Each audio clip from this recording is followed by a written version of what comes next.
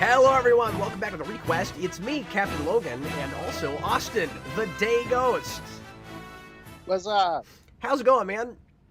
I'm good. How are you doing? I'm great. We are finally tonight tackling a show that a few of our viewers have begged me to look at for years, and I was kind of waiting for somebody to finally request it because it didn't seem like my bag, but everybody's always talked about how great it is, and finally a request came in for it, and I finally have actually sampled this show. It is a Disney cartoon that aired starting in 2012. It only got 2 seasons, and we'll talk about why a little bit later because that's an interesting story, and it is called Gravity Falls, which I always thought was a really fun, kind of oxymoronic title, Austin, and like a lot of things with this show, shockingly sophisticated the more I think about it, and thematically what it means and how it relates to the show, but I'm getting ahead of myself. This show was requested by Jonathan Campbell on Patreon. Thanks a lot to him,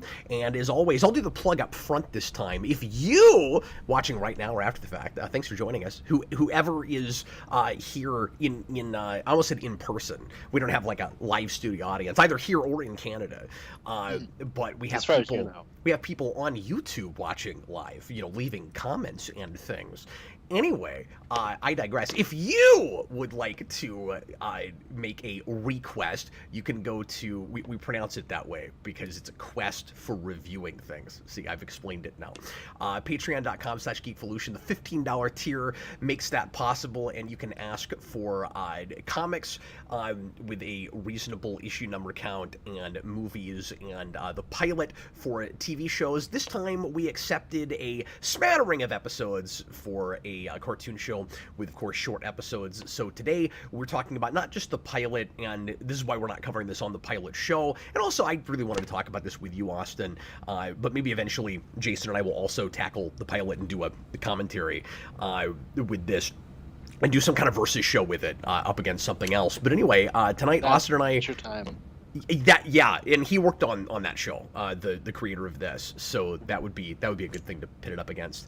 But anyway, we're talking about the first 9th, 10th, and 18th episodes of the first season, and we'll go through each of those and tell you what the titles are, and just do brief summaries, and tell you what we thought about the episodes that we happened to look at for this one. Austin, I think Jonathan intentionally picked episodes with premises that he knew would speak to me personally.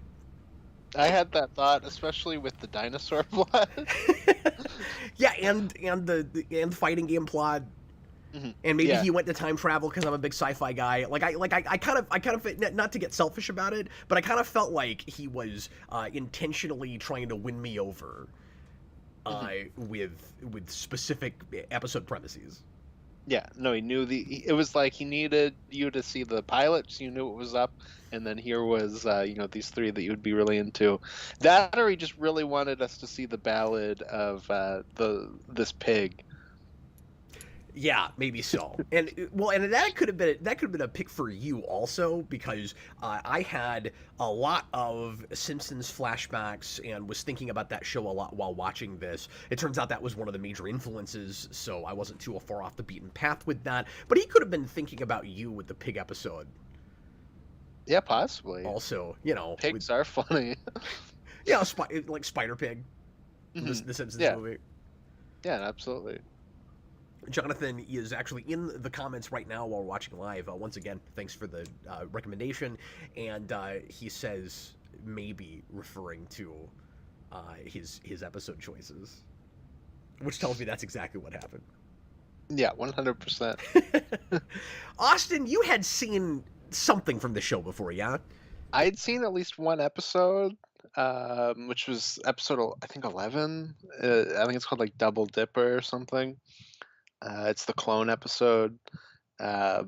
This was like a little bit after my time because I'm second year of high school when the show starts, and I have younger siblings, so they were really into this, and I would kind of catch glimpses of it. But I think I only really watched that one episode with them, which was like oh my god, like this show's so good. No, you have to watch this episode with us. It's so funny. Yeah, I had that with the fighting game episode. Like, I didn't get a chance to show that to Jason, but I got 10 minutes into that and was like, I wish he wasn't busy right now. I really want to bring him down and show him this episode. Well, in Cards on the Table, that was my favorite episode that we watched, was the fighting game It was episode. it was mine too. Yeah, the references are wonderful. And the story is pretty good. I don't even think it's the best story of the 4 that we watched, but it's definitely the funniest. That was my thing. Yeah, it was the fighting game characters, the funniest thing I've seen in the show. And in a It was thing really- like this, really the good. comedy will often win out over the drama unless the drama is just that good. And I get the sense with the show that it probably sometimes is. Like, it's really well written and well plotted. Why I think of this as being right in that kind of I don't know, like peak era. Like I'm not entirely sure, but like we were getting a bunch of kids cartoons around this time, like maybe a little bit before and a little bit after that were like as sophisticated as this. I think. Yeah, it's a renaissance, right? Yeah, exactly. That's probably the word I was looking for. That's going on right then. Because and I'm rusty. I haven't seen a lot of these shows. So I don't know the exact dates, but this can't be too far off from Steven Universe, which was the show that I was most reminded of. Oh, okay, yeah, and I haven't seen any of that. But, like I've seen a lot of again younger siblings. They made me watch a lot of Adventure Time and like Phineas and Ferb and stuff like that. Yeah, the thing it most had in common with that is the character models are kind of similar, and it's got the same kind of heavy lines that does. There's a Cartoon Network quality to the show, even though it's Disney, and I was actually surprised to find out it was Disney. I didn't even know that, and when I went to see where it was streaming, I was surprised it was Disney Plus and Hulu, and I was like, this is a Disney thing? And It kind of snuck in there, right? yeah, and it doesn't really have Disney sensibilities or hallmarks too much, and luckily it seems like that network kind of more or less left him alone.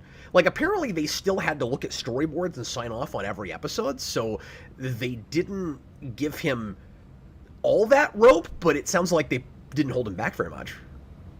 So that's good. But you can tell that he worked on Cartoon Network stuff. Yeah. No, I think you can see elements of Cartoon Network, Nickelodeon, and Adult Swim in this. Yeah, absolutely. More so than Disney. The thing that impressed me with it, even over what I've seen of Steven Universe, and that's been years and only a few episodes, but and there are a lot of similarities and differences, and I could probably talk for 10 minutes just comparing and contrasting those. This is like that show if it was less serialized, and if it was less mythology heavy, although I can tell this show gets into a lot of mythology, but this show clearly is easier to jump in and out of, where it's got a real tight... You can tell just with those 4 episodes, but the more I read about it, the more this became clear, that it's a show with a very tight continuity, and brings... keeps track of all of its status quo changes, and brings back, lots of things that get set up in various places. We have a callback to the pilot in just the second episode we watched. That 9th episode, there's time travel stuff where we see a glimpse of the first episode we had just watched. I was like, oh, this has a really kind of tight continuity, but it's also very episodic. And so it seems like Hirsch is doing a really good job of making it possible for any episode to be somebody's first, at least from the ones we saw, and probably in this first season. Maybe not as much as it goes along. I don't know. But Steven Universe certainly doesn't have that as much. It's a little bit more serialized. But it has the other big thing that reminded me of it, besides just star iconography, a star motif. Both shows have that. It's got the same kind of like retro feel, or at least a retro component to it.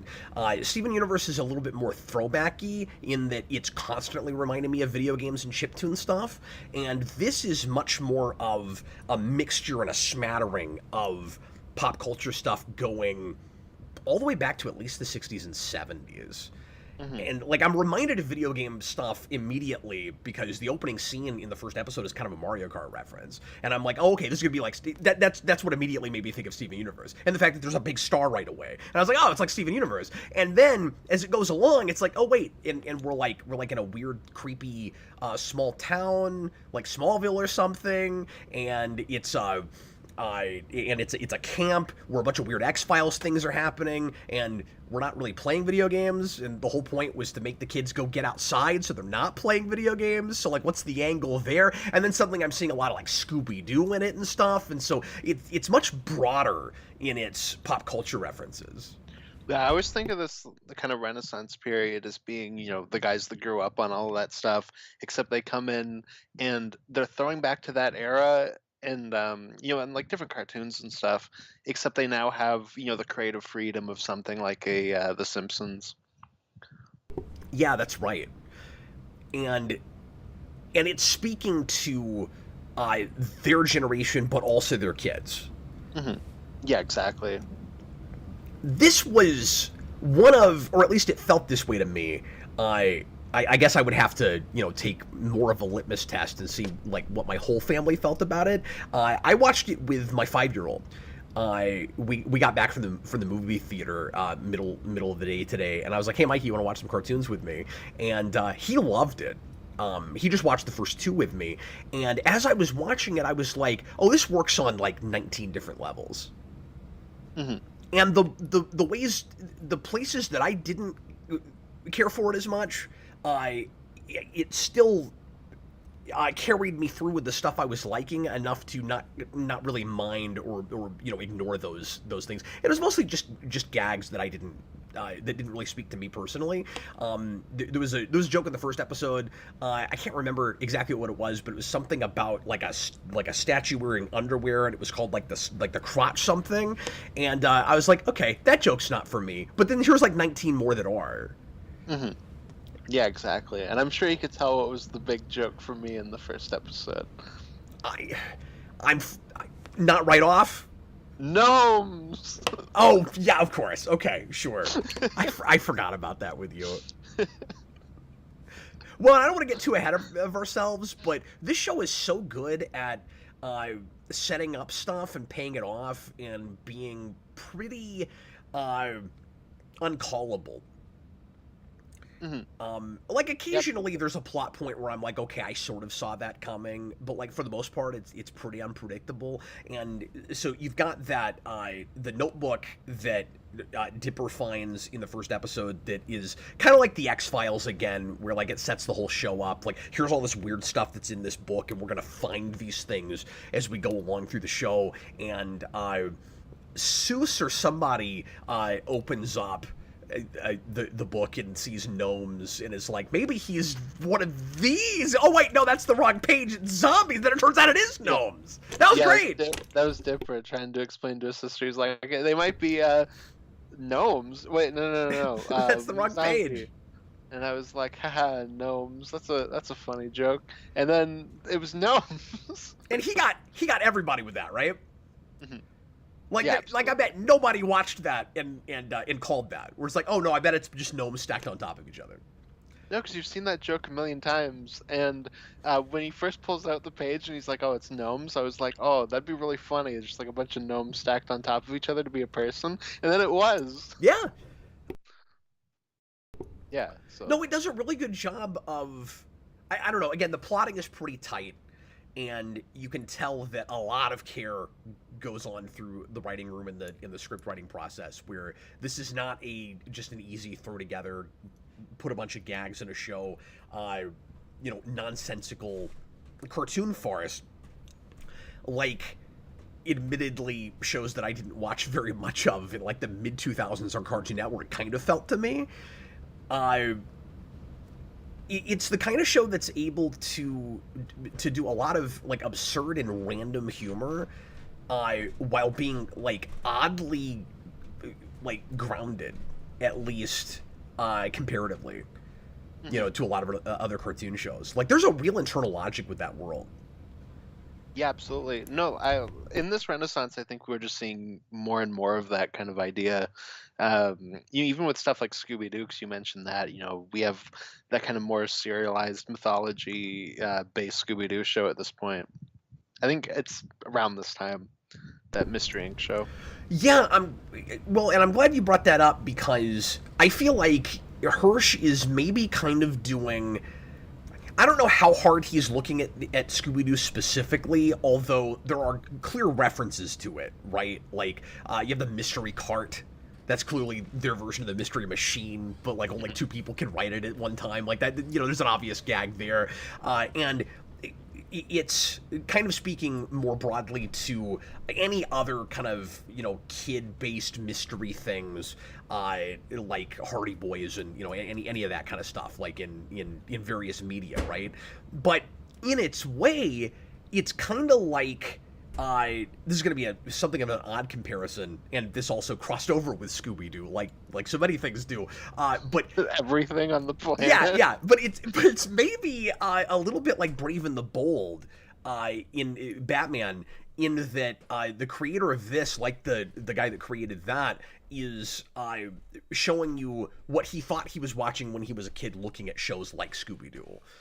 And things like that, don't you think? Where it's like, let's just make it a little bit smarter and let it appeal to everybody at once. Because the kids that would watch a show like this now would think it was the same thing that kids in the 70s thought Scooby-Doo was, maybe, or that kids in the 60s thought 60s Batman was when they look at Brave and the Bold.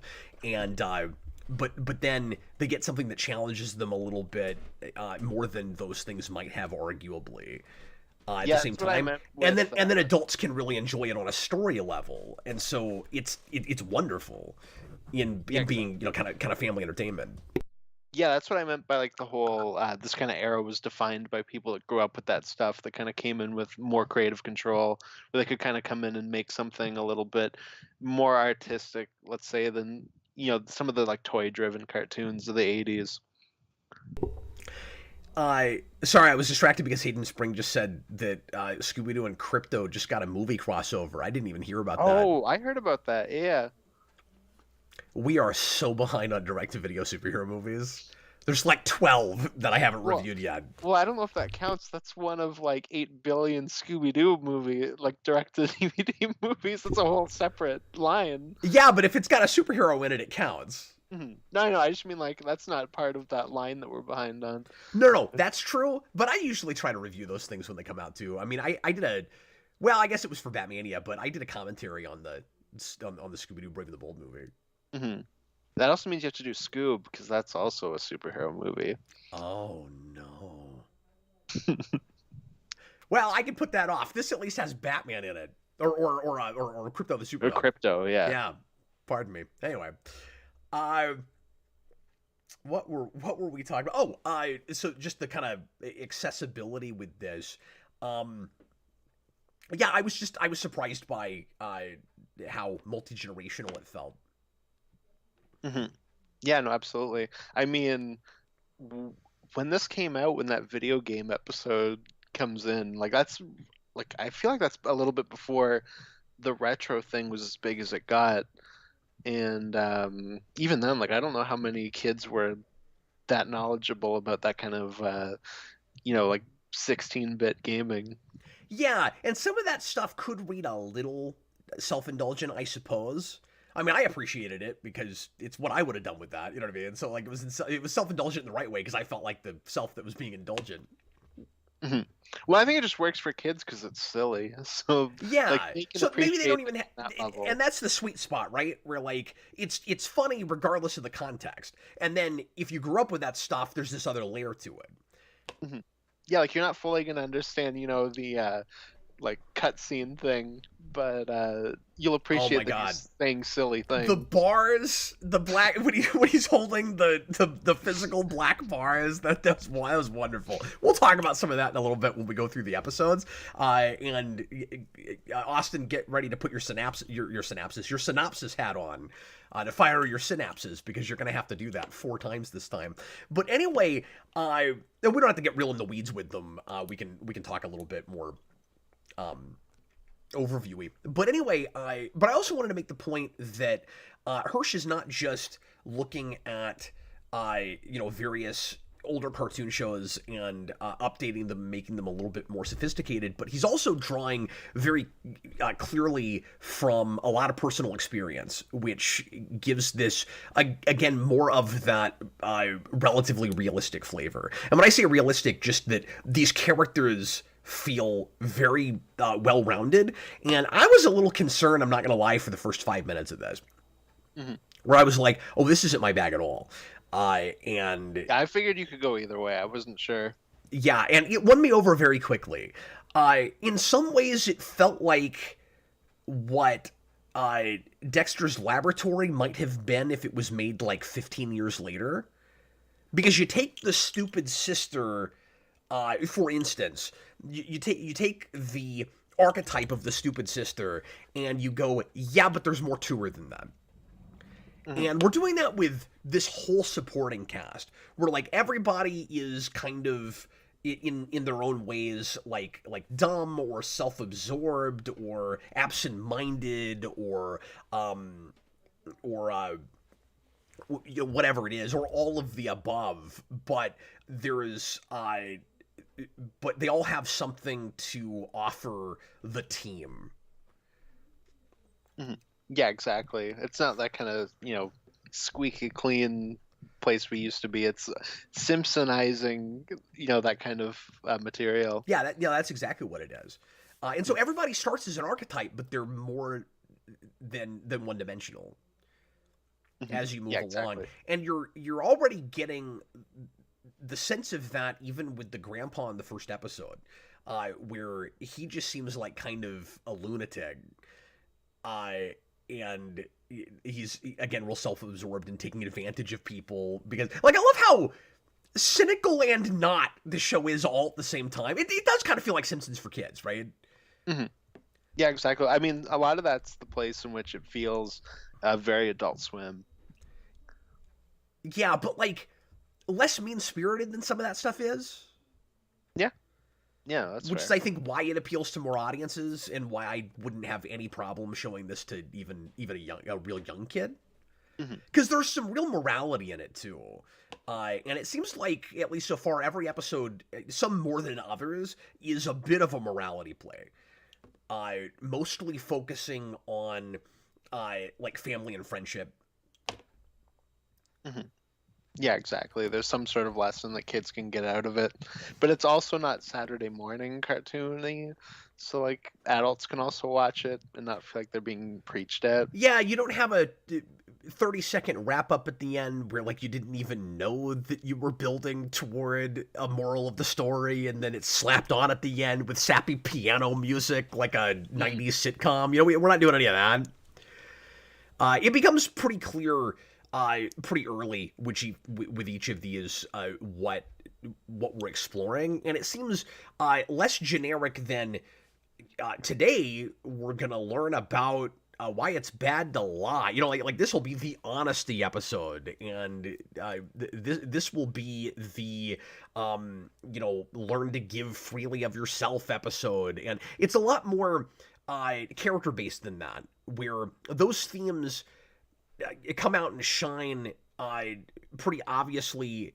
but they start from a question from Hirsch and his writers of what can we learn about these characters as opposed to what's the big theme this episode.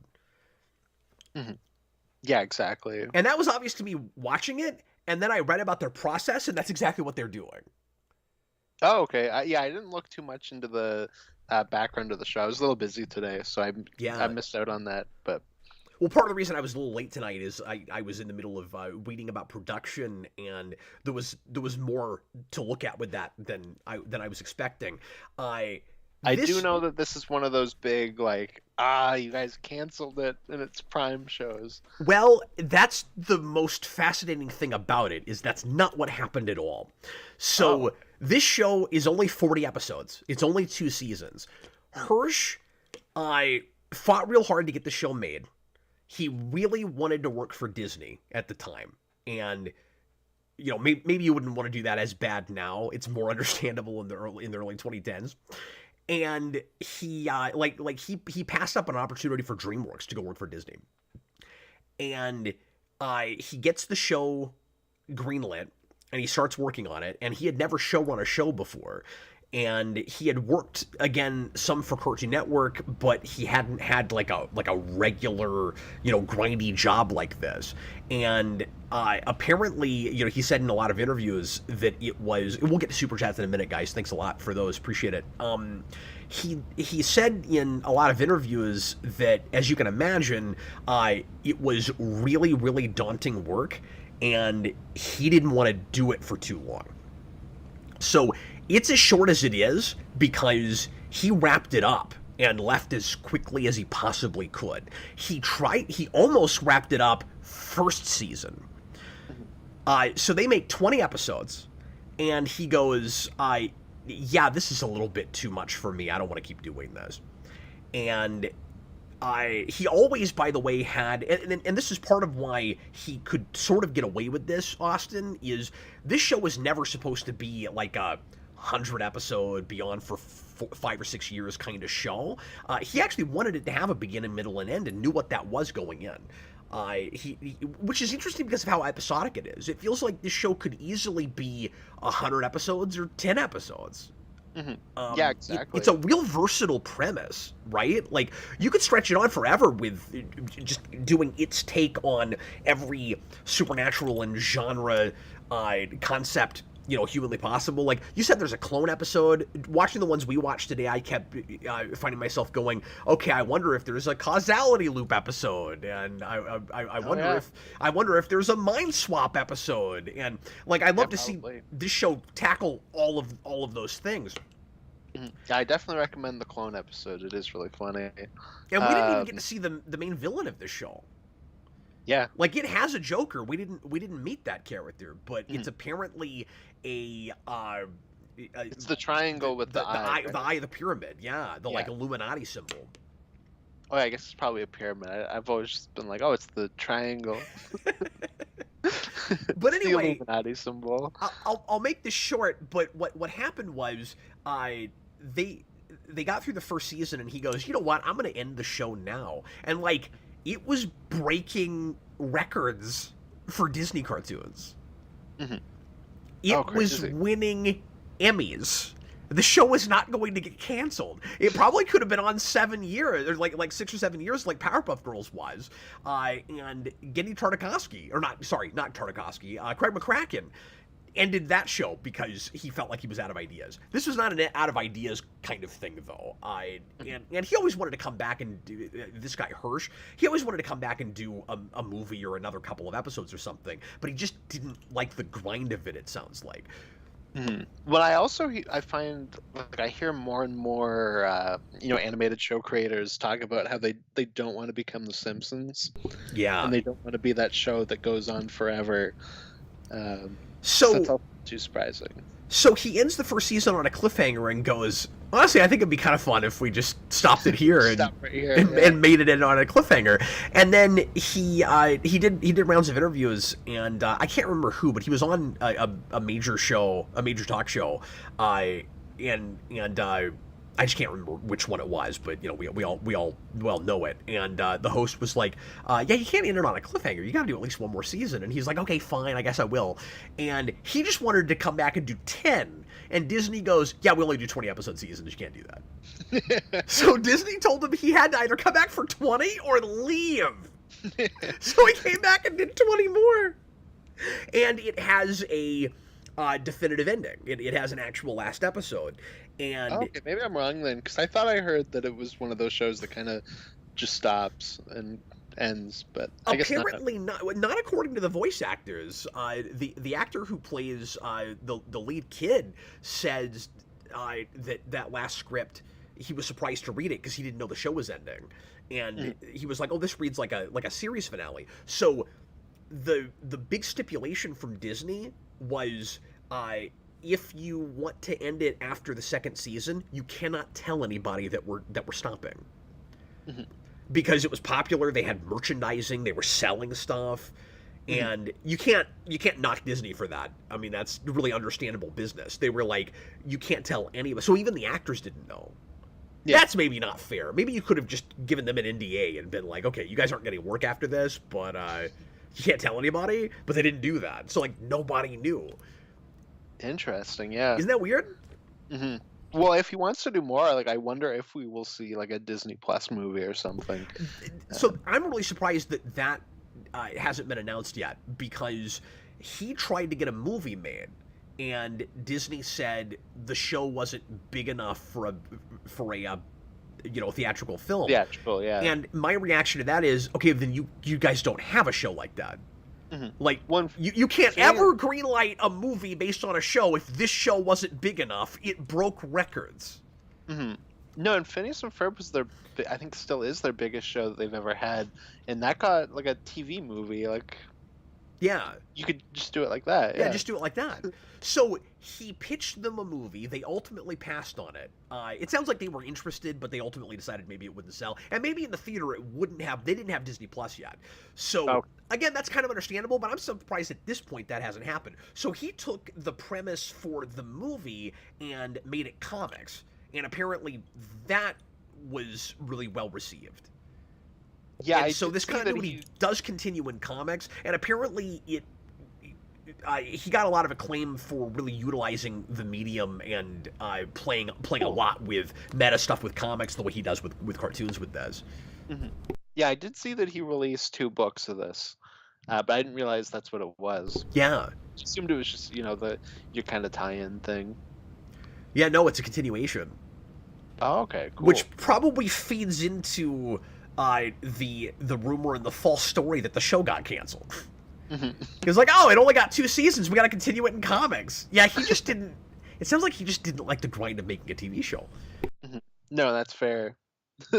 Completely fair. Disney. He doesn't sound lazy to me, because his process is very hard to do on broadcast television. Like, it just takes too long to make his shows, because that staff. I mean, it sounds like it was made a lot like the early seasons of The Simpsons. Hmm. Yeah, no, absolutely. They're probably like workshopping jokes, and they're starting with an outline, and then they're going through like a whole script process, and then they come back to Hirsch, and he rewrites the 2 main characters' dialogue, almost all of it. Oh, wow. To make sure it's all consistent. Like, how do you work like that on broadcast television? Apparently, so the man's a perfectionist. Yeah. I read that story and I was like, I don't think I've ever had more respect for a creator than this guy. Mm-hmm. No, that's awesome. I just love the way he works. Yeah. No, like I said, I feel like this is just kind of the period of like far more creator-driven animation on TV. No, this show is just legitimately, and I hesitate to say objectively, because taste stuff. Not everybody's gonna like everything. This feels like the sort of thing that would break down most people's defenses. I have a hard time imagining most people not enjoying something with this show, with just the 4 that I saw. But I feel like I need to watch the whole thing at some point just on principle. Like, this man has earned my respect. He deserves me to watch this whole show, regardless of whether I even am a fan of it. I just like the way he works. Yeah. I just have a lot of respect for the product. It's a good okay, I think it's fair to say objectively, like, you could not like it. It is objectively a good product. Mm-hmm. No, absolutely. That's my review. Put that on the box. It's a good product. That's the most sterile thing I've ever said about anything, but it's true. Mm-hmm. I the second you said it, I just imagined it on like the box of a toaster. Just like, this is objectively a good product.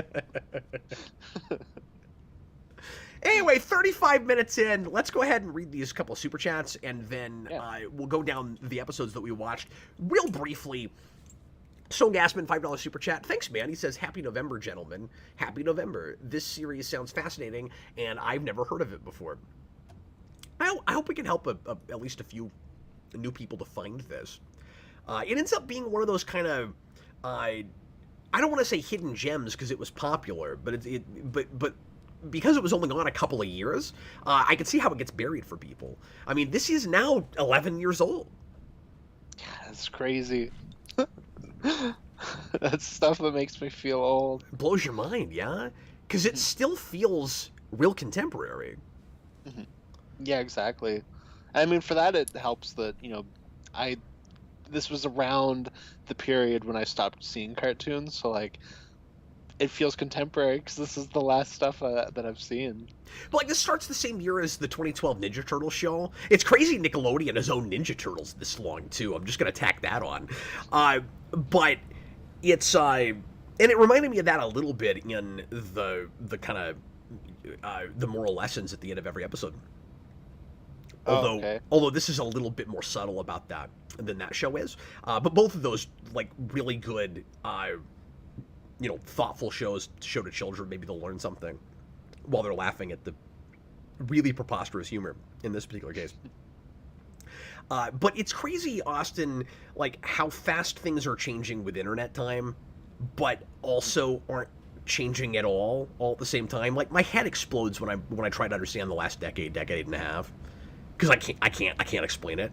It doesn't make any sense. It feels like we're in like this bizarre time vortex, right?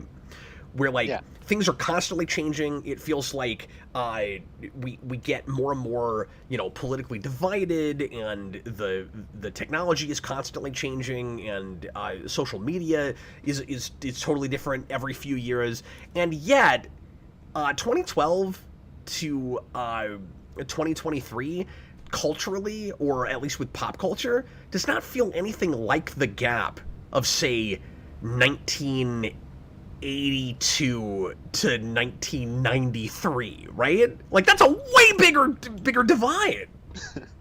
Yeah, it's weird for me with like animated shows because it's like, uh, you know, it's like kind of starting high school and watching what my siblings were watching at this time, and then nothing, and then Smiling Friends, and I'm like, oh, nothing's changed. But it probably has because I haven't watched anything in the meantime. But I'm like, oh yeah, this is all consistent. Well, and like, not to get off the beaten path too much, but I'll just make this quick point, and then we'll get into the synopses for these episodes. But Austin, I don't know. I feel like a walking contradiction all the time. Like simultaneously, I feel like I shouldn't pay too much attention to very much. And again, this is 11 years old, but like very much new stuff, because I just get disappointed or pissed off too often. And then I start to get this skewed perspective where I'm like, oh, the world sucks now. I hate everything, And then I look at something like this and I go, no, I should be looking at everything, because then I'd have a sense of perspective. Yeah, well, it's funny, right? Because it's like how we, like the two of us, each watch things. Like you watch like a couple things that are new, and you're like, ah, so much of it sucks. And I'm watching like a ton of stuff, and I'm like, no, but there's like all this other good stuff. But everything you watch does suck. Yeah, I'm So just it makes unlucky. I sense. just happen to look Yeah, at all the crappy stuff. yeah, exactly. What I'm learning is that what you have to stay away from, for the most part, until you hear, well, I was gonna say until you hear good reviews, and sometimes things get reviewed really well, and you're like, I don't know what the critics were smoking. This is terrible. But maybe the moral of the story here is stay away from decades old IPs. Yeah, And that's the big thing that I've learned. Yeah. don't fall into the trap of thinking that we don't make any original things anymore, or stuff based on like a book or a comic or something that nobody's ever done before, because that stuff's out there. It's just not always the most popular, or the stuff that a lot of people are talking about, right? Like, Yeah, and a lot of it gets buried. You just gotta kind of look for it. yeah, like what exists versus what people are talking about is two totally different planes, and there's just too much vying for our attention. So very often we'll fall into that trap of like, there's no variety, like there's not anything anything for kids, or anything wholesome, or anything that's like challenging them or teaching them anything. And then I watched this and I was like, even in 2012 I was saying that I was wrong. Yeah. Should have showed my Yeah. kids this show. No, I mean, there's always new good things out there, right? And there's always Apparently. crap. As far back as you go, there's always crap.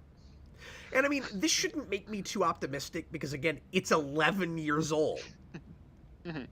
But I was already getting I a little mean, bit hey, cynical about it at that Hirsch is time. making a new show, so Oh, is he? when I looked at his filmography, it was like, a brand new show creator, and I was like, ooh, what's the show? And it was just labeled as like Untitled Alex Hirsch Project, Oh, so we don't know yet. and I was Yeah. like, oh, okay, well, he's doing something. Teddy put in a $10 super chat. Kids show humor has gotten a lot more surreal, sarcastic, and almost cynical, especially in that era. Yeah, that's true. That's why I like it more. No, that's fair. But I don't think this is like unoptimistic show. I feel like it just has a lot of satirical elements that are more for the adults in the audience. You know what I mean? It's not I would say that almost everything, Teddy, that you would call cynical that you might notice in this show, no kid is going to see that and start thinking worse about the world. No, there's like a cynicism to it, I think, in that it's influenced by a lot of things that are more cynical, but I don't think it's, inherently that. No, it's realistic about the ways that the world can kind of suck, and the way like it knows people take advantage of people, and Yeah. then it makes that funny. Yeah.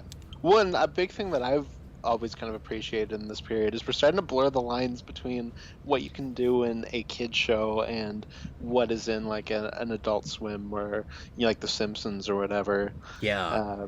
Like I remember being shocked watching Adventure Time for the first time, and you'll have characters like refer to themselves as sexy and things like that, where it's like, whoa, I didn't even know you could use that word in a kid's show. Like that's cool. Yeah, and all of us might draw the line in a different place as to how far we're okay with that going for our kids or for kids in general.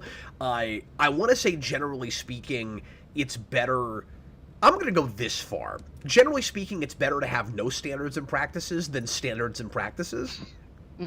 Well, I just think about, like at that time, like, no kids talk like that. Like I don't think it's an issue showcasing that. Like But like, I think you certainly can go too far where you're like, oh, let's sky's the limit. Let's put anything we want in a show. If Bruce Timm is allowed to put as much gratuitous sex and gratuitous violence in a thing as he wants to, he will just not make things for children anymore because he would rather make things for himself, and that's fine. But we need people like this Hirsch guy who are. Where the reins are lessened a lot, and he still cares enough about kids to make something for them and for the adults in the audience at the same time. The big thing we're missing, or at least I feel like we are, maybe there's lots of it and I just don't have any sense of perspective. The big thing I've been feeling like we've been missing for a long time is this kind of stuff that is actually honest to God family with a capital F entertainment. Which is funny because the super chat we just got is that like midway through that point, I looked Just down and it was what like, yeah. He wrote family with a capital F. Yeah.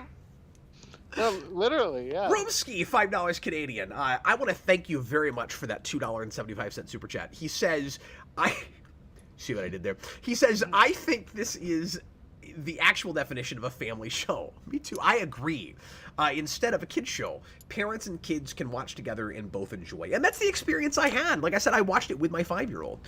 And I, to be fair, I did that having not screened it first, but as soon as I saw it was a Disney thing from 2012, I was like, well, that's not going to be not kid-friendly. Yeah, it's not going to go too far. And if I get 10 minutes into this and there's a gross out factor, I'll quit showing it to him. But Mikey loved this. He thought it was very funny. You know what he laughed at the hardest, though? What's that? Which I guess I should have expected. The gnome throwing up rainbow for a minute and a half. No, that's awesome. Of course he thought that was funny. There was something else in that pilot he laughed that hard, too. I can't remember Adventure Time, then. Oh, absolutely.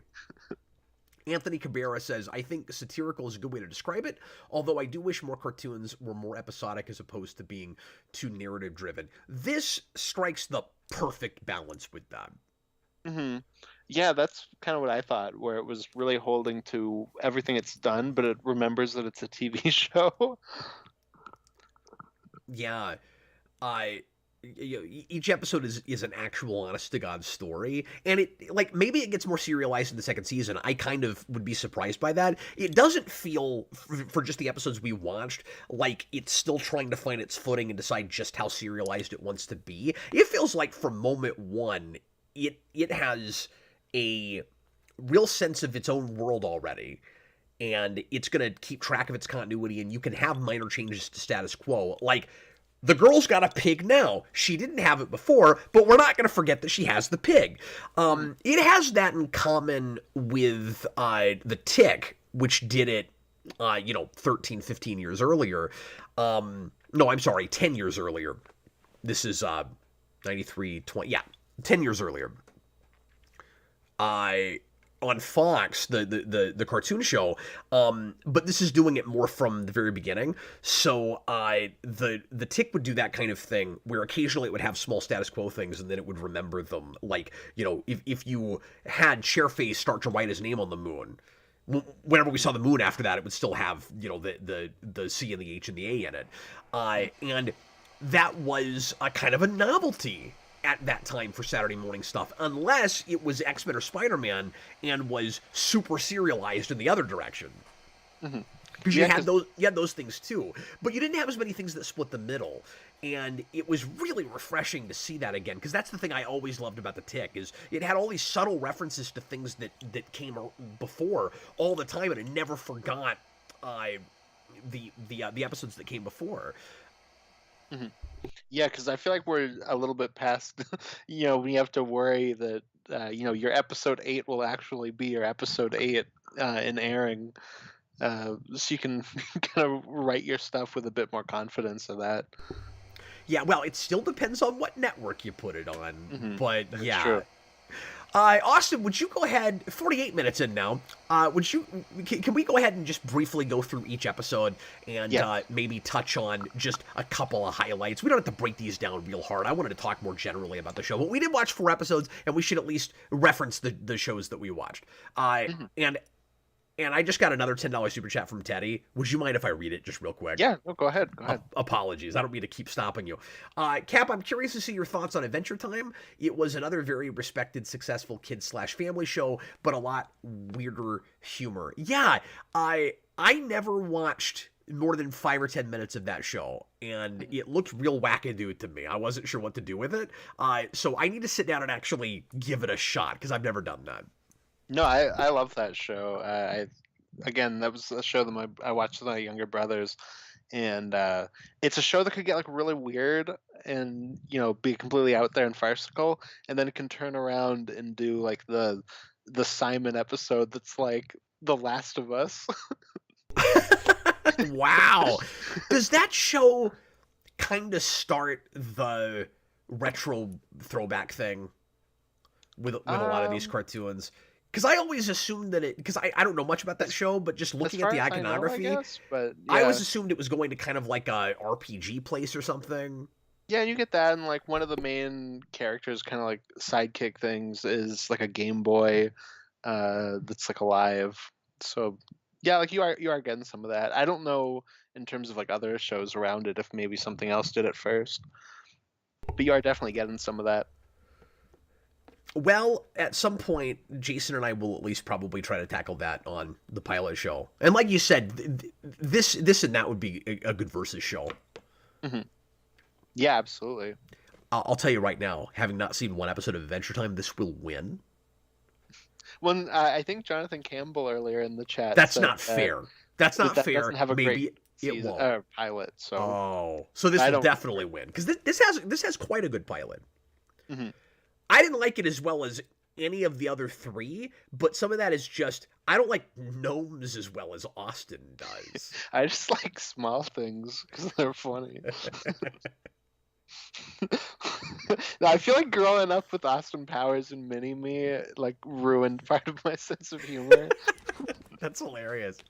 I didn't think there were a lot of jokes in that were funny, and I was surprised by how won over I was by the characterization. Because, like I said, 5 minutes in, I was very concerned. I was like, oh no, I know everybody loves this, and I'm going to have to be the downer guy that comes in and goes, I don't get it, folks. I did not have that. Yeah, no, and I did not know where you were going to land on this. And even if I that's didn't get video games and dinosaurs, I would still not come in here going, I don't understand. I do understand. But the I don't know, the basic premise of this doesn't do anything for me, but the I don't know, the overall tone of it, like I said, the characterization totally does. Mm-hmm. Yeah, for sure. It's the opposite of impenetrable. I think it would, like I said earlier, kind of tear down anybody's defenses. Mm-hmm. Yeah, it's like the ultimate win-over show. That was my experience with it. Yeah, no, definitely, I can agree with that. And I feel like this is probably more my thing from a premise level than it is yours. Oh, absolutely, yeah. With the horror mystery thing. Mm-hmm. Yeah, exactly. Kids and that kind of kids going off to figure out some kind of supernatural thing. Like I love the X-Files, but beyond that, I don't get real excited about that kind of stuff usually. The like conspiracy theory, like Bigfoot kind of thing. Like that's this show. Mm-hmm. Yeah, no, that's very much this show. But yeah, so this first episode, you have Dipper and his sister Mabel, and she's hitting that age and wants to kiss boys, and she wants to like find any boyfriend she can get, and she gets one that's maybe a zombie. After Dipper finds a book and finds out about zombies, but and of course the picture of the zombie in the book looks just like him with like one eye out and the other one's yeah secluded.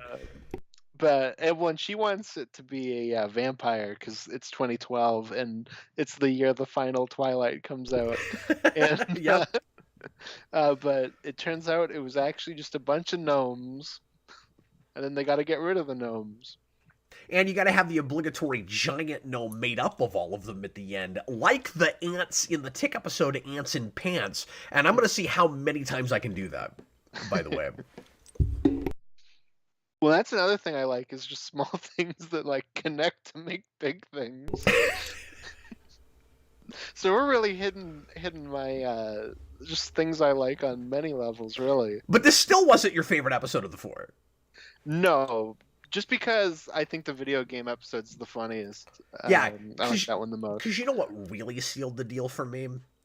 As great as all the fighting game stuff was, because it was, there's some glorious stuff in that. And I'm sorry, I'm getting ahead of us with this. But as soon as I saw a man climb into a Tron machine thinking that's how you get into the game, I was done. I was sold. I was like, yep, check please. This is wonderful. The first moment I was like, this is a joke Cap will love, is when he's playing the Tron game, which is called Nort. It's Tron backwards. And he's I think maybe when he's in the game, I can't remember, but he was like, it was a good idea in theory, but it ended up being really boring. And he's like talking to the people coming up trying to play the game. Yeah. The Cap will love that. Oh my god, you're right. I didn't even think about the layered nature of that show because it's Tron. Oh yeah, it was a good idea in theory. It's actually kind of boring. Oh my god, that's great. And did you have this thought? This show doesn't have direct pop culture references. It never does it. It's always doing parodies and like adjacent stuff. It's Disney. They own Tron. That was what I thought too. I was like, you could have gone there, but it's funnier that they didn't. Yeah, everything they did with this is parody and fair use, and if it wasn't Disney, they still couldn't get sued. Mm-hmm. But yeah, exactly. They have enough respect for their own internal logic and their premise that they're not going to do that. Well, it helps too, because especially now, like, how much do you see Disney things and you're like, okay, Disney, I get it, you own these things, and like you keep forcing them in. Dude, I took my kids today to or a couple of my kids, Freddie and Mikey, to Nightmare Before Christmas in the theater, which, by the way, just quick side note, it was so nice to see that on the big screen again, because I saw that when it came out, and actually couldn't remember if I had, Austin. And then sitting in the theater, I had flashbacks to seeing it on the big screen, and I was like, "Oh, I definitely have had this experience before." Oh, that's awesome. And it was wonderful. But I noticed something that I'd never noticed with that movie before. That is Mikey's favorite movie, and it was a big deal to him to get to go see it on the big screen. And we didn't tell him what we were going to see. So when it started, like he started clapping. He was so excited. It was awesome. That's my 5-year-old. Anyway, I bring this up to say there was a thing I never noticed with that movie, Austin. There are a couple of kids in the third act in the sequence where Jack Skellington is terrorizing all the kids with the scary Halloween presents. There are a couple of kids that are running away from presents wearing Mickey Mouse shirts. Oh, okay. Never noticed that before. Disney was doing it even back then. I had a similar thing last night. I went to see Halloween again. It's the second time I've seen it in the theater, and I had a moment where I got like really giddy to myself, and like I was like, okay, don't make a noise. It's because the kid in it, Tommy's like, here's my comics, and he shows them to Jamie Lee Curtis, and she's like, oh, this, and they're all made up names. But then later on in the movie, there's a part where one of them's face down on the chair, and you can see it's Howard the Duck, and I was like, yes. Oh yeah, awesome. I remember that. I've never noticed that. That kind of stuff is easier to notice on the big screen, obviously. Yeah, exactly. But anyway. We're an hour in. Let's get through our synopsis. Yeah, I mean, that was basically it. The gnomes want... I know, but we got 3 more to do. Oh, you want me to go to the second one now?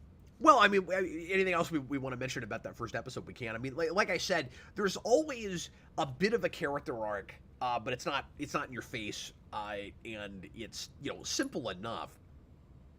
Where at least one of our characters has to come to appreciate another of our characters, where he discovers that that person is usually it's that they're more capable than he assumed in the first place. Your kind of Nemo lesson. Yeah, it's a lot of underestimating people. Mm-hmm. And again, learning to trust your family. And one thing I really appreciated about that pilot was it definitely doesn't have pilotitis. It comes up with fun ways to introduce stuff that will continue on through the show. I liked the scene at the end where they each get a trademark item. Almost like they're acquiring something in an RPG, where like the boy gets his hat, and then the girl, the grandpa is like, "Don't you want a doll or something?" She's like, "No, grappling hook," which was perfect. Like you've been with this character this whole episode, and it's only a 22-minute show, and I already feel like I know this character well enough to go, "That's not random and arbitrary. That's exactly what she would have picked." Mm-hmm. Yeah, definitely. That's how alive these characters have already become, I think. Yeah, and Grunkle, he would definitely pick that. Or sell that, I mean. Yeah, exactly. And then I liked the mystery at the end of it, and we didn't get any other connections to it in the episodes we watched. But the thing at the end where he's got a soft drink machine that's a secret doorway, and he's going off and doing something, and so like he knows something about the mysteries of this town, and he's hiding something. Mm-hmm. Yeah, that was one of the big things that I knew about it, was just that kind of mystery thing where like he knows some stuff and like the town's crazy or whatever. It's a good hook, right? Mm-hmm. Like it's one more thing to bring you back. And also it establishes not just tone but format. It says this is a good standalone thing, but it will continue to build and mount. Yeah, exactly. Pay attention. You'll be rewarded. Anthony Cabrera, minor spoiler, but the grappling hook does come back. I expected it in every episode. I was surprised I didn't see it again. Because I thought that was like her trademark thing now. Like, if you make an action figure of that character, it comes with a grappling hook. I'm sure there is one that does, but like, I really expected that. Comes with a grappling hook and a pig. Right. Yeah, she would definitely come with a pig. Mm-hmm. So the second episode is a time travel episode.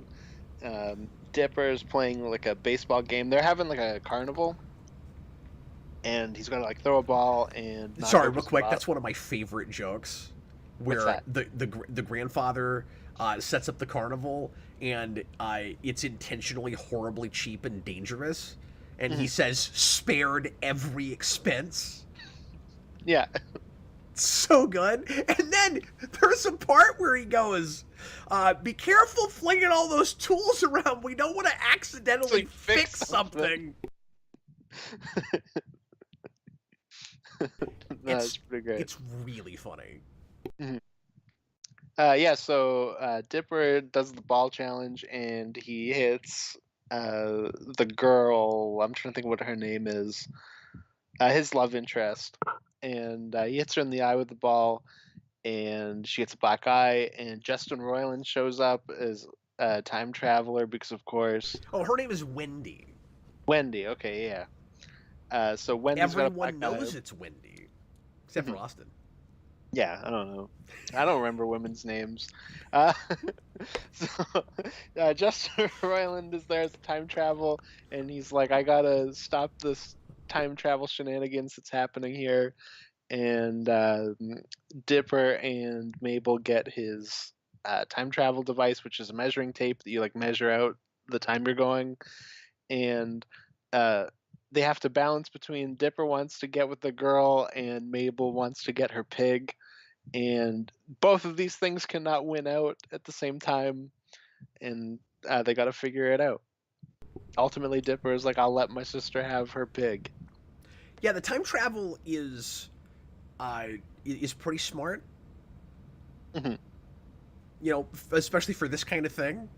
And it's one And of it's those something things different. that's I've never seen that before. yeah, it's one of those things that screams like don't overthink it because it's time travel and there's always paradoxes, so you have to have that obligatory moment at the end where somebody goes, it's time travel, it's so confusing, and then move on, where it's like, oh, maybe it was us, like maybe we were the time paradox that the guy from the future had to come back and fix all along, and then Mabel's like, my brain, I don't know what to do with this, time travel is confusing. At first it seems like it's time machine, kind of time travel from the time machine, where you keep trying to you can keep going back and trying to fix something, but no matter what you change, it will whatever happened the first time around is fated to happen.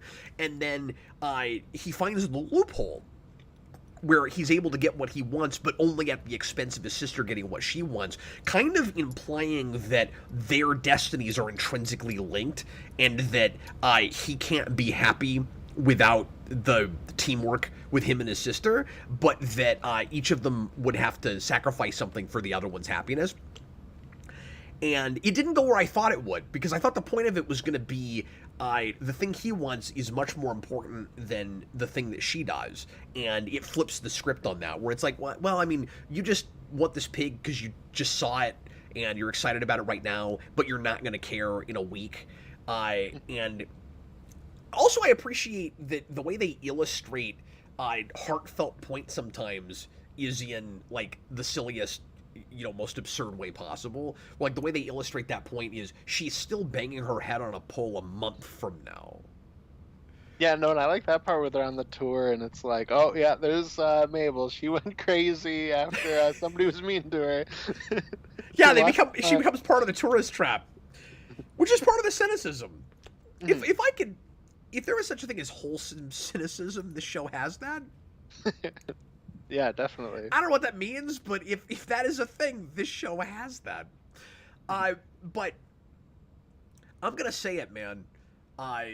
This show does a thing that season 5 Smallville does, like 100 times better than that show.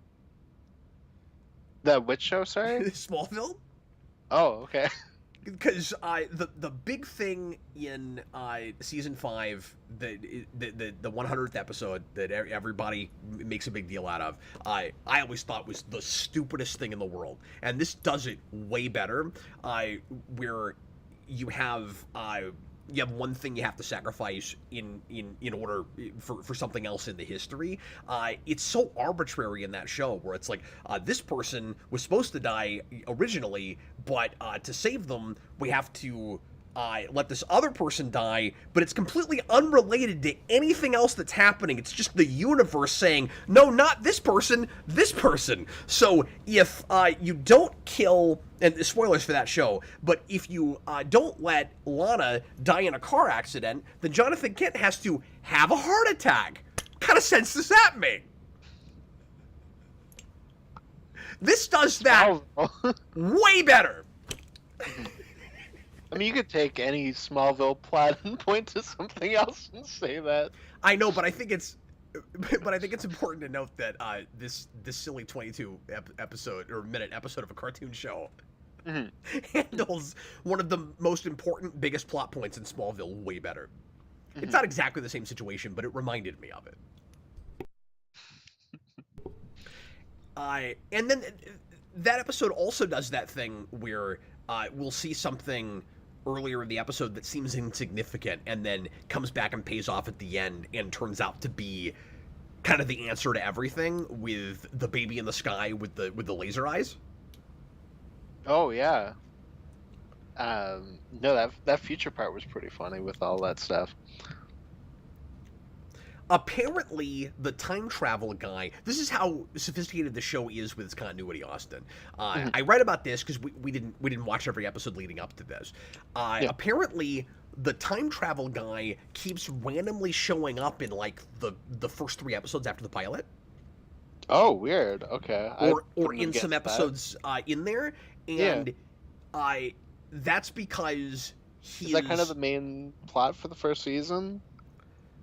No, because this is only 9, and I don't think he keeps showing up after that. But the idea is supposed to be that because of what happens in this episode, like we see at the end, he's forced to like keep cleaning up random bits of history that Mabel caused because she's on the Oregon Trail, and she like gives somebody a calculator and talks about women's suffrage and all these different things. And so apparently he shows up in random scenes earlier in the season because like retroactively, so we're seeing the new timeline now. He's already been sent back in time to clean up those things. So he just keeps showing up in scenes doing stuff. I'm like, that's really cool. That is really cool. Yeah, that's like an Arrested Development joke where when you go back, you'll be like, oh, there's like punchlines for things that come later. That's crazy. But I love that it's the classic time paradox thing where something happens in the future that causes something in the past. Yeah. No, exactly. And you get to see it in the wrong order. That's so cool. No, that is really cool. I'm glad you found that out. Yeah, me too. I stumbled upon that information. Character, yeah. I was like, oh no, it's Justin Roiland. There's a point for research. Yeah, should we jump on to the next episode then, or do you have more for the second one? Oh no. We can go ahead and move on. There was just one more thing I was going to mention real quick. Yeah. Sorry, I was going to mention. Oh yeah. T.J. Miller's also in the show. Yeah, he's in our next 2 episodes. I was killing me. I was like, who is this voice? I immediately recognized his voice, and I was like, is that who that has to be who that is, right? And I was like, I've heard this voice a million times. Like, who is this? Oh yeah, it's T.J. Miller. Yeah. Yep. And he's right for that. Mm-hmm. Yeah, but I mean that kind of teenager character. But it was the thing that really jumped out at me.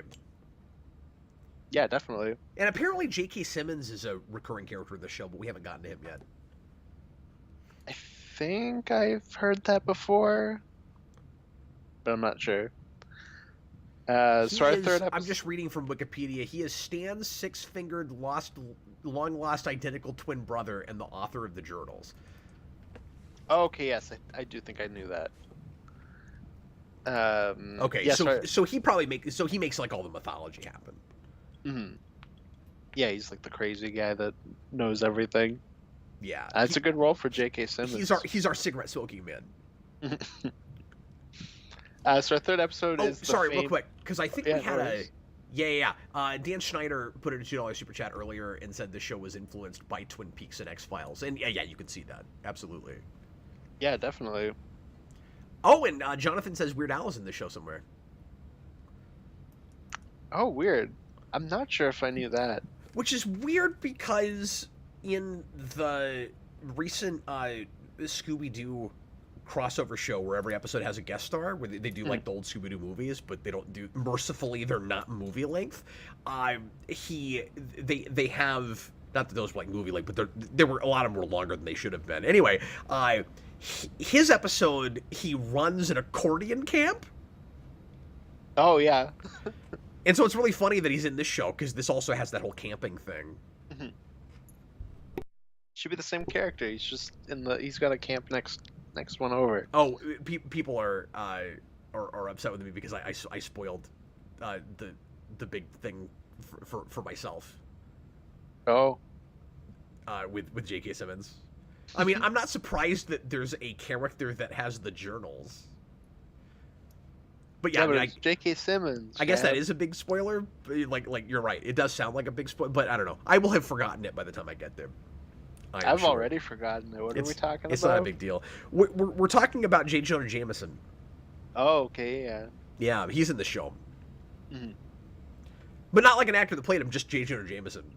Yeah, just the character. Yeah. Well, it's like one of those classic cartoon meets things where it's like Gravity Falls meets J. Jonah Jameson. He's like, get me pictures of the Illuminati triangle. Get me pictures of gnomes.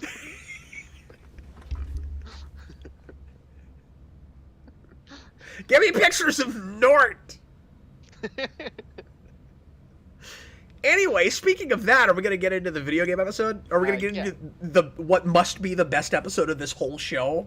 Yeah, so the famous I'll be shocked if it's not. Episode is T.J. Miller's character is now dating Wendy. Oh, we haven't been naming these, and we probably should. Sorry, because the first episode is called Tourist Trapped, and then the second one... Which I was like, oh, cool, I just watched Tourist Trap, so that's fun.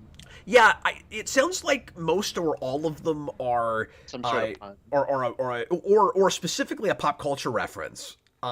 Because yeah, like a punny pop culture reference. Because the second episode we watched is called The Time Traveler's Pig, which is making fun of the Time Traveler's wife, and then Fight Fighters is Street Fighter. Street Fighter. And then the last episode we watched is called Land Before Swine. So I assume they all probably do that. Yeah, probably. Anyway, talk about Fight Fighters. I wondered if it was going to be a reference to Tourist Trap, like in the episode, like the actual plot, and then it wasn't. Oh. But... Well, I mean, they're loose with all this other stuff, too. Like, the Time Traveler's swine is almost certainly...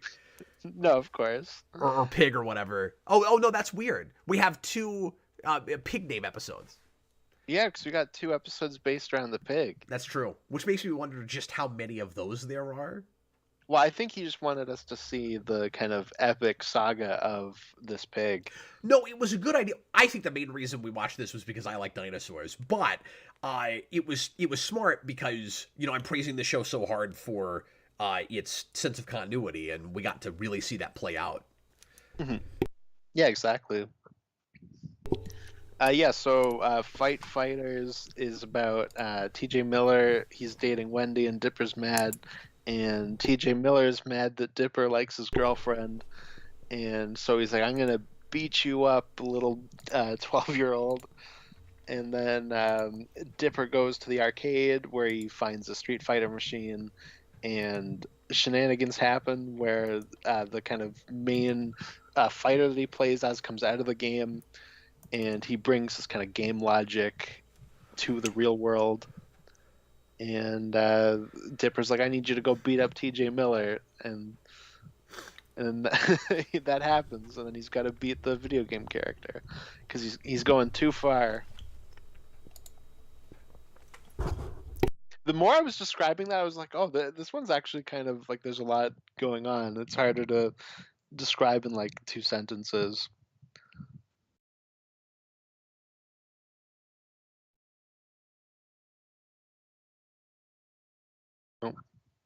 Hello? Oh, I'm sorry. I was muted. Oh, okay. Apologies. No, okay, because I like the screen also went, so I was like, uh-oh. No, it's funny you say that because I felt like the most, not surprisingly, the most complicated story was the time travel story. Yeah, it is, but I think it's easier to describe. Yeah, because you're right. There's a lot of moving pieces and more subplotty stuff. Hmm. Yeah, exactly. You know, with Seuss or whatever his name is. Yeah, but all that really matters is the game character comes out and he's hilarious, and all of the video game jokes are perfect. Yeah, they're all really good, and I feel like it strikes that really great balance of not feeling too generic, but also not getting too in the weeds with the references. Hmm. Like, Yeah, I had that if thought you too. know, Where it was like, because you'll have, especially like before this, a lot of TV shows that reference video games, and they've clearly never played a video game, and a lot of them won't go for the art style, which is whatever. But like most of them have no knowledge of video games, which this doesn't. Like this is clearly a guy who grew up with that stuff. yeah, this doesn't do the Big Bang Theory thing. Hmm. Yeah, exactly. It's not like remember Ninja Gaiden. It's like the joke of that is the cutscenes. Yeah, it feels simultaneously really uh, authentic, but it's also broad enough that if you're at all familiar with that period, something here will make you laugh. Hmm. Yeah, and it's not all fighting games. Like there's beat 'em up No, it stuff. hits a lot of stuff. Yeah. And it still feels credible, even when they have like the Ryu type character, uh, basically making fun of like Final Fight and Streets of Rage and stuff. I love that bit where Dipper or whoever it is like, wow, there's a lot of really dangerous trash on the street. He picks up like a sword. No, because that's the Streets of Rage thing. I think he picks up like a pipe. Well, that's one of my favorite jokes. Is that at first he pulls out a pipe and he's like, "Whoa, man, where'd you get that?" And he says something like, "I punched an oil drum." It's something like that. Oh yeah, It's like what? that's so good. Oh, No, my favorite joke. no, in they this have a entire lot. They get a lot episode- of mileage with all the 8/16-bit stuff. Mhm. My favorite joke of the entire episode is when they're walking and there's the dad and he's like, here's your new car, son. I bought it for you." And then the Oh my fighter god, character it's walks up so to it good. and it's like bonus round, and then he beats the crap out of this car and walks away, and it's like you won. And then the kid's like, "No, my car." And the dad goes, "Don't worry, son. I'll buy you a new He one. goes, "I love being rich." I love being rich." Oh, it was so good. Again, wholesome cynicism, right? I'm gonna keep saying that. Mhm. Because Yeah.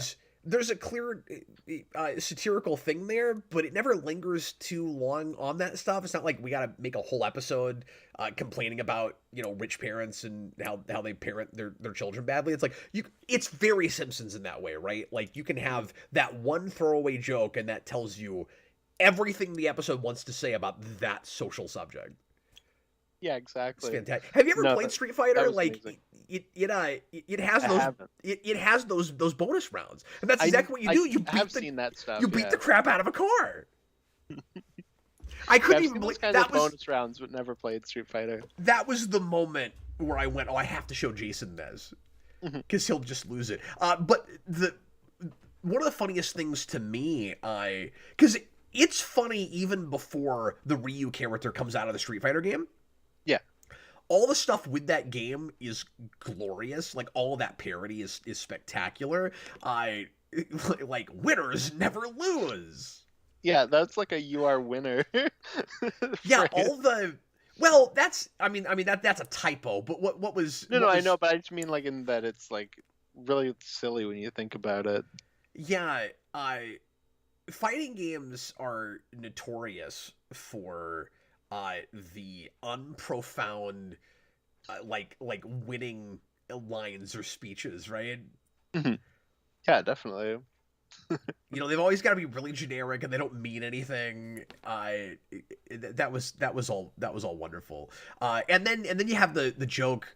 You have the perspective joke where like he doesn't have a staring up You animation. can't look up. Yeah. And then he gets knocked over, and he's in 2 dimensions, so he can't attack in either direction. So then he screen clearing move. So yeah, and I don't know why he has that, but it's great. Oh, and then he gets one of the other funniest lines where he gets up and he's like, I forget what it is exactly, but it's something like, "Never forget, I have my fists." And then I like the way you get him out of the game is a super complicated move you do with a joystick. Oh yeah, that's like your cheat code. I was It's, like, of course, carved into the machine. yeah, I was like, okay, where are we going with this? And that's what brings him out. I also thought it was kind of, I don't know how intentional this was. It was kind of fun, ironic foreshadowing. Now that I'm thinking about it, that the Seuss character wants to get in the Tron game, and we're gonna bring a character out of another game. Because I was like, okay, well, there's this inherent realism where he's not really gonna be able to go into Tron because you know you couldn't actually do that. But then we do the supernatural thing, we bring a character out of the video game. Yeah, exactly. Like, I didn't see that coming. Oh yeah, that's what it is, Jonathan Campbell. I He's have like, punches. don't forget, I have punches. Oh, another one of the best jokes with him is when they're in the kitchen and he's like, "Oh, somebody's coming. Stay still." I said, "Stay still." He's like, Oh, yeah. "This is as still as I can get." Every single thing he does or says is great. Yeah, no, I don't know if there's a single joke with him that doesn't work. Like it's all really funny. Yeah, honestly, the only mistake I think they made with that is not finding an excuse for that to be a recurring character. I think if he had stuck around and gone and like was a roommate and went to live with somebody and like occasionally came back, that would be wonderful. Yeah, no, I need a spin-off that's this guy and the Paper Jam clone from the Clone episode. They go off together and they just like, I don't know, they're like college roommates or something. I'm excited to see that now. Jonathan Campbell mentioned the insert coin game. Once again, really smart satire with a very simple gag. Like, that sums up arcades in the 90s.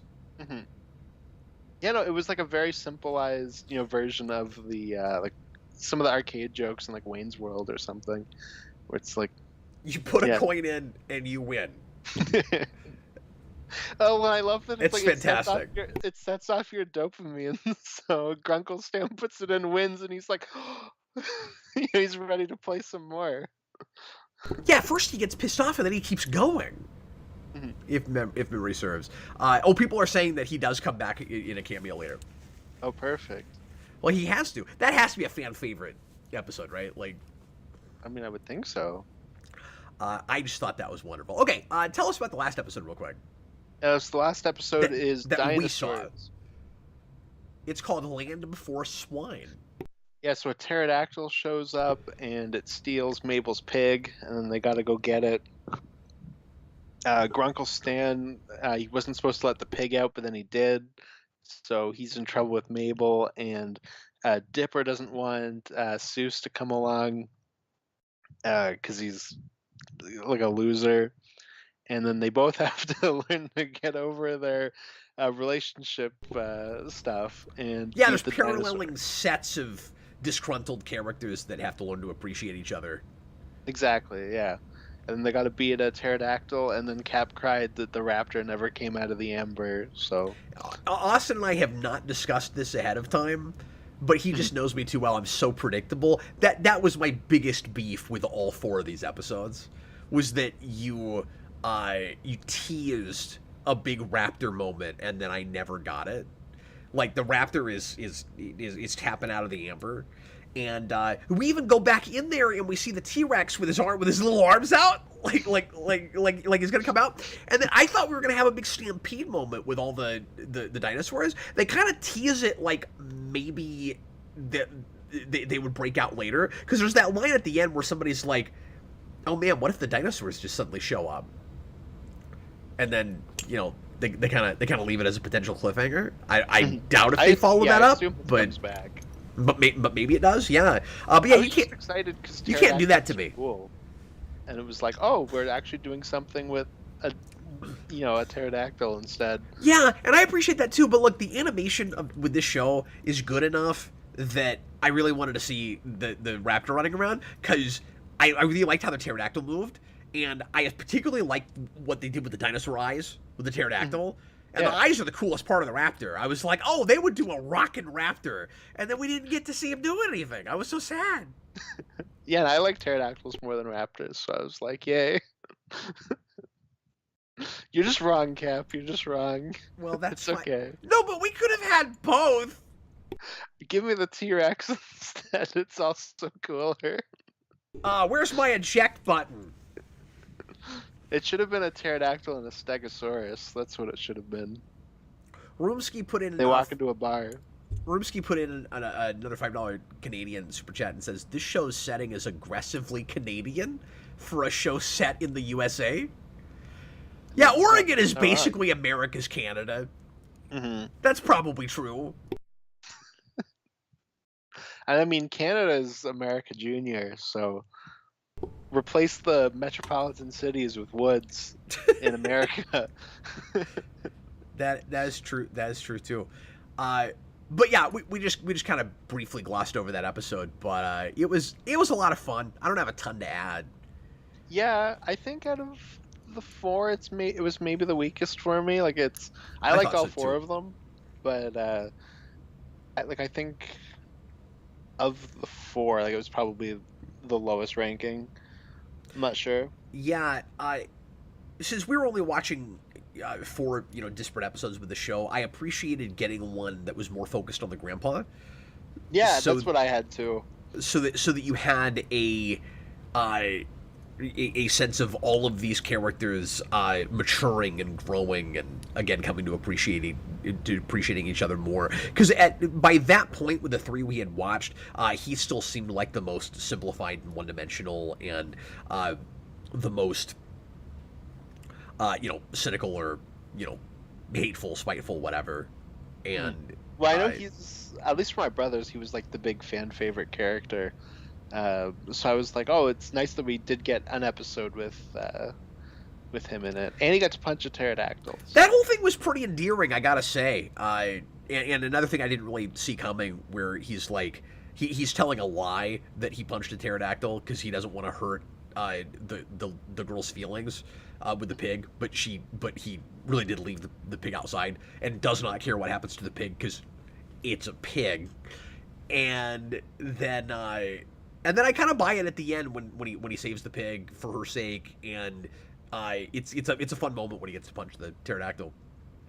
And like I said, the paralleling stories between the two sets of characters um, that are with one character that the other one has some kind of a problem with is really good, and I like that they're not exactly the same situation. um, yeah, I feel like there was like a moment where I was like, oh, I don't know if I was like fully catching that we were kind of setting up both of those issues side by side. So when they both paid off, I was like, oh yeah. Um, but I thought the way we paid off both of their issues worked. Yeah, I thought so too. I imagine that was the hardest thing to do with this show, though, is like every episode, like somebody's got to learn something about either themselves or another character, and like Oh, I imagine so, yeah. how do you keep having these characters again change and grow, but still stay enough in the initial archetypes to keep viewers coming back for the things they're coming back for, where you don't change them too much, but also so that it's easy for anybody to come into any episode. Like that sounds like a math problem. Yeah, and it makes me wonder like how much or like if they kind of ease back on some of that as it goes along, or if we'll kind of play a little bit more fast and loose with some of that stuff. Yeah, or if any of it gets too redundant. If you have any places where characters feel like they're regressing so that they can learn the same lesson again. We got 40 episodes, folks. Yeah, exactly. Well, we've been talking about this for a long time. We also went off on some tangents, so apologies for the length of this one, but it was a really fun and surprisingly good show, and I'm glad we spent some time with it. Yeah, no, it was nice getting to see, why my brothers liked this as much as they did. Yeah, and why people were begging me for a long time to finally watch it. Yeah, exactly. But I'm glad I waited to talk about it with you, because this was such a up your alley kind of thing. Yeah, and I got to see gnomes. Yeah, and we got to see the best Ryu.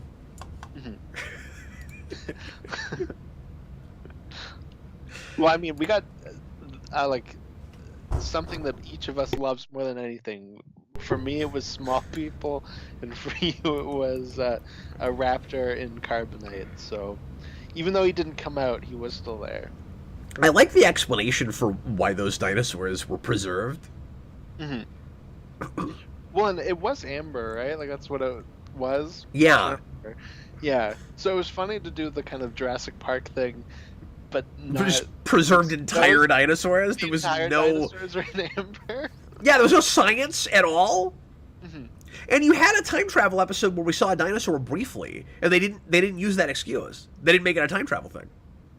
Yeah, exactly. They easily could have done that. Like, that was the least supernatural of the four. In fact, nothing supernatural happens in that. Yeah, no, exactly. I mean, thank God Justin Roiland didn't come back to be like, oh, here's my time travel machine. Oh, look, I brought back a pterodactyl. Well, Austin, next week we've got something totally different. We're going back to movies, and Super Billy has asked us to look at L.A. Confidential. Oh, cool. Very good. Which I've never seen. Yeah, nor have I, but I know that's like a classic, so perfect. Anthony Cabrera says it was tree sap. Oh, yeah, because they had that whole joke about at the end where like he says something sappy, and she's like, no, I mean your hand is in tree sap.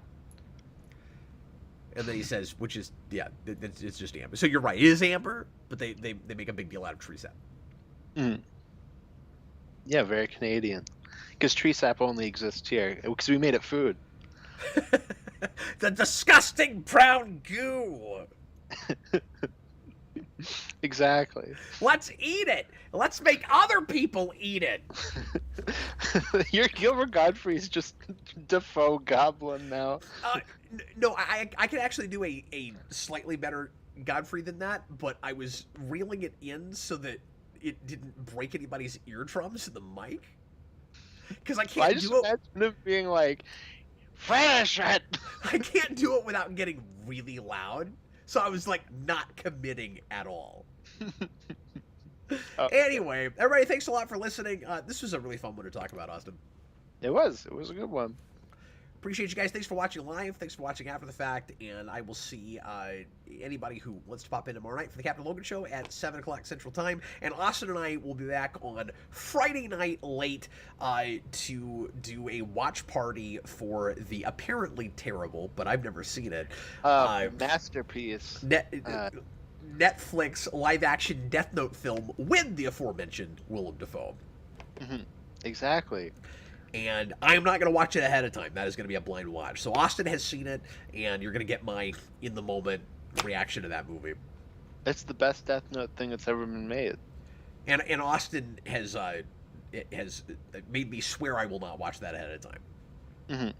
I'm so excited. It's going to be awesome. I'm scared. I Death Note's turned into one of my favorite things now. Oh, yeah. No, I can't wait to watch them ruin it. Make it better. Improved it. Oh, I mean, it's been a while, so like I'm rusty on some story details and stuff, but I don't know how much that's gonna matter watching this. Yeah, I'm not sure. Probably not much. I'm curious to see how far off it goes on its own. I don't know. I'm just forever sad they didn't make the sequel because they were supposed to, and then that director left to do Godzilla vs Kong, Yeah, and now they're doing an unrelated now they're miniseries, I doing think. something else. Yeah.